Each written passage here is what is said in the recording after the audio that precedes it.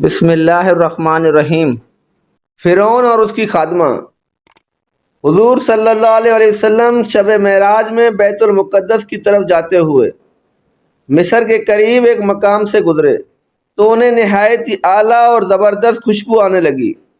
آپ صلی اللہ علیہ وسلم نے حضرت جبرائیل علیہ السلام سے پوچھا، یہ خوشبو کیسی ہے؟ جواب ملا کہ فرعون کی بیٹی کی باندی مشاطر اور اس کی اولاد کی قبر سے آ رہی ہے۔ پھر حضرت جبرائیل علیہ السلام نے اس کا قصہ بیان کیا کہ مشاطر فرعون کی بیٹی کی خادمہ تھی اور وہ خفیہ طور پر اسلام لا چکی تھی۔ ایک دن فرعون کی لڑکی کو کنگھی کرتے ہوئے اس کے ہاتھ سے اتفاقاً کنگھی گر پڑی۔ وہ اٹھانے لگی تو اس کی زبان سے بے ساختہ بسم اللہ نکل گیا۔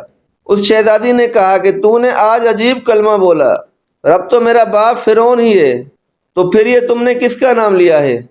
اس نے جواب دیا، فرعون رب نہیں بلکہ رب وہ اللہ تعالیٰ ہے جو مجھے اور تجھے اور خود فرعون کو روزی دیتا ہے۔ شہزادی نے کہا، اچھا تو میرے باپ کے سوا کسی اور کو اپنا رب مانتی ہے؟ اس نے جواب دیا، ہاں، میرا، تیرا اور تیرے باپ کا، سب کا رب اللہ تعالیٰ ہی ہے۔ شہزادی نے اپنے باپ سے کہلوایا۔ وہ سخت غضبناک ہوا اور اسی وقت اسے برسر دربار بلایا اور کہا کہ کیا تو میرے سوا کسی اور کو اپنا رب مانتی ہے؟ اس نے کہا کہ میرا اور تیرا رب اللہ تعالیٰ ہی ہے جو بلندیوں اور بزرگی والا ہے۔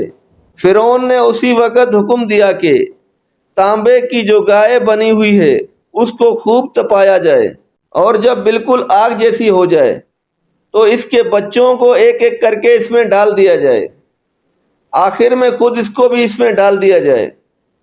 چنانچہ وہ گرم کی گئی۔ جب آگ جیسی ہو گئی تو حکم دیا گیا اس کے بچوں کو ایک ایک کر کے اس میں ڈالنا شروع کرو۔ اس نے کہا، بادشاہ ایک درخواست میری منظور کرو، وہ یہ کہ میری اور میرے بچوں کی ہڈیاں ایک ہی جگہ ڈال دینا۔ فرعون نے کہا، اچھا تیرے کچھ حقوق ہمارے ذمے ہیں اس لیے یہ منظور ہے۔ اس کی دونوں بچیاں اس کی آنکھوں کے سامنے اس میں ڈال دی گئیں اور وہ فوراً جل کر راکھ ہو گئیں۔ پھر سب سے چھوٹے کی باری آئی جو ماں کی چھاتی سے لگا ہوا دودھ پی رہا تھا۔ فرعون کے سپاہیوں نے اسے گھسیٹا تو اس نیک بندی کی آنکھوں تلے اندھیرا چھا گیا۔ اللہ تعالیٰ نے اس بچے کو اسی وقت زبان دے دی اور اس نے بآواز بلند کہا، اماں جان ذرا بھی پشو پیش نہ کرو، حق پر جان دینا ہی سب سے بڑی نیکی ہے۔ چنانچہ انہیں صبر آ گیا اور اس بچے کو بھی آگ میں ڈال دیا گیا اور آخر میں ان کی ماں کو بھی اس آگ میں جلا کر مار دیا۔ یہ خوشبو کی مہکیں اسی کے جنتی محل سے آ رہی ہیں۔